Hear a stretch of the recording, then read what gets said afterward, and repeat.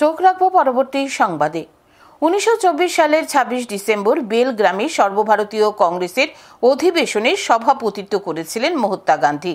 তাই প্রতি বছর কংগ্রেসের উদ্যোগে দিনটিকে যথাযোগ্য মর্যাদার সাথে পালন করা হয়। এই বছরও তার ব্যতিক্রম হয়নি। এই দিন প্রদেশ কংগ্রেস ভবনের সামনে দিনটি পালন করা হয়। সেখানে জাতীয় পতাকা সহ কংগ্রেস দলের পতাকা এবং কংগ্রেস দলের বিভিন্ন শাখা সংগঠনের পতাকা উত্তোলন করা হয়।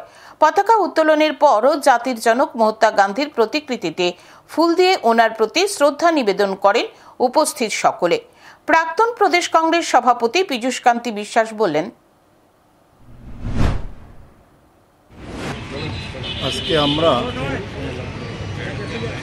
এখানে একত্রিত হয়েছি মহাত্মা গান্ধী জাতির পিতা। উনি 1924 সালের 26শে ডিসেম্বর বেলগামে কংগ্রেসের সর্বভারতীয় কংগ্রেসের অধিবেশনের সভাপতিত্ব করেছিলেন। ওনার মন্ত্রই ছিল অহিংসা এবং গণতান্ত্রিক সমাজতন্ত্র প্রতিষ্ঠার লক্ষ্যে উনি লড়াই করেছিলেন। ভারতবর্ষের সমস্ত প্রান্তের মানুষকে এক করেছিলেন।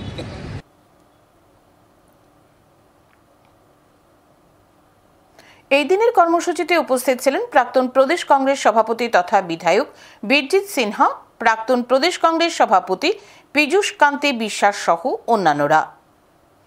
এখন সময় বিজ্ঞাপন বিরতির, সঙ্গে থাকুন।